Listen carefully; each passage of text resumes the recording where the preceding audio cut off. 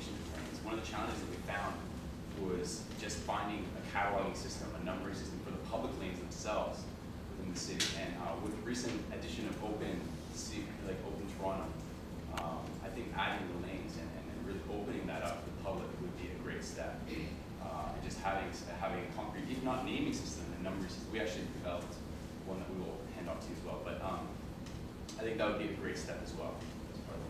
If I may add one thing, again, I want to thank you all. You had a very short time, and I think that we got from you a big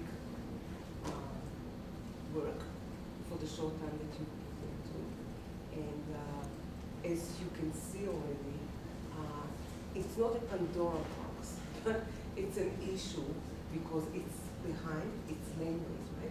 So we will have to deal with it from different venues, different angles. Adam is a politician and he has responsibility for a lot of people. And people are very different, as you know. We live in a democratic society, so every 3 people have 3 opinions. So we have to work with them. And what you help us to do is to see what's the first important steps to do for the whole neighborhood associations and to go with it. So thank you very much. You did a great job. Well, just have one question. Your typology or breakdown is based more on the physical attributes of lanes, but lanes also have a really strong and rich cultural history, and I'm just wondering if you looked at that. For example, in work that we did in Riverdale, lanes were often associated with crime, criminal activity, danger, lurking darkness, insufficient lighting, the threat, potential of werewolves, I don't know what. But you know, they had this tradition on one hand, they're looked at like that. On the other hand, they're looked at as cozy places where people bicycle through, the all-American Norman Rockwell bicyclists coming through a lane in a little village. I wondered if you looked at any of that and tried to, yeah. Yeah, so we had a brief look at the crime statistics and implications for crime from the city, from the police department. And we didn't really find a correlation between the lanes themselves. Usually it was on the streets themselves where the crime existed. And the second thing with the lighting, it became very obvious from the focus group that lighting, there's no lack of lighting in the lanes. If anything, there's too much. Or if not too much, then the quality of the lighting is not appropriate to the lanes. I mean, you shouldn't be able to read a book just not without any extra lighting in the night. Right? So I don't think that I think it's a legend. It was true in Riverdale. It was a good reception. Yeah, I just want to make a couple of comments. First, I think I'm really glad you showed the picture of Melbourne and talked about Melbourne. So I think Melbourne is really the world leader for laneway use. But I also think that part of the typology of Melbourne laneways is they're all very regular and very long, so they have very good connectivity. Whereas it's not necessarily the case in a lot of, at least the very urban or commercial parts of Ward 20. So I'd be interested to see, I know you couldn't cover it now, but maybe in the future, trying to figure out how you can apply some of the lessons of the outcomes of Melbourne to a condition that's somewhat different.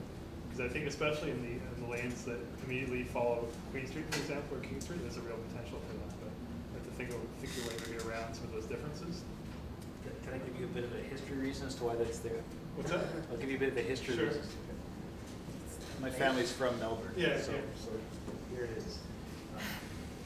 The areas to the south of Queen Street in the city were effectively built out and occupied through property ownership prior to the grid system largely being manufactured and dropped on the city of Toronto, coincidentally by somebody called Vaughan, not related.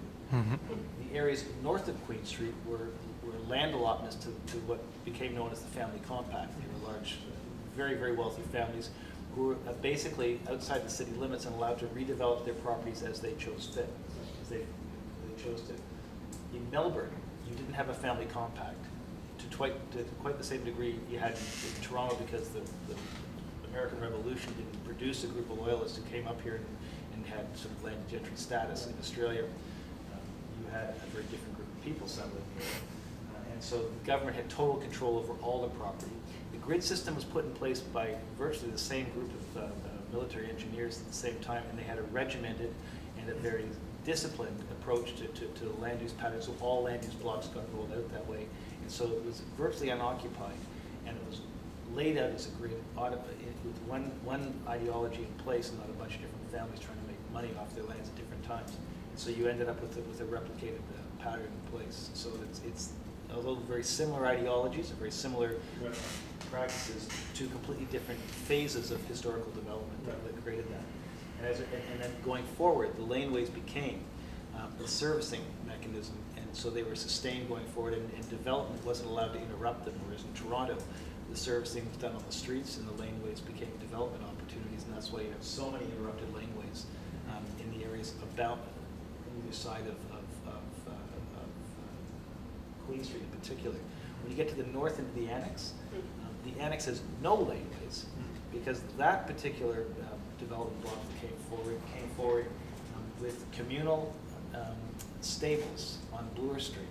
And so even though it was pre-built in terms of the automobile, there was no stables built into the affluent homes because they decided not to put horses close to houses for health reasons as much as aesthetic reasons, and all the stables were at the foot of the gardens. And not putting stables into those neighborhoods, they could have huge lawns, huge backyards, huge gardens, and so what they didn't build as well were parks in the annex. That's why there's only 2 major parks in the annex, and all of them are sort of irregular, centered in the middle. So the planning history dictated that laneway stuff, and so Toronto didn't have those bones to pick up on. So what we have is highly irregular laneways mostly, and very tangled laneways because of the role that the landed gentry play in formulating. History. The other part of my comment I was going to say too is that I think that I'm really happy to see this being talked about because it seems like a natural evolution, and I think that in a lot of cases, it's actually, when we talk about laneway housing, we're actually recognizing something that's already existing. I've been in a lot of illegal laneway houses built concealed in garages, and I've been to a lot of apartments where houses have been subdivided, and there's apartments which are accessed from the back through the laneway as their primary access. So a lot of times we're dealing with kind of legitimizing something that's actually a natural evolution, and I think it's good.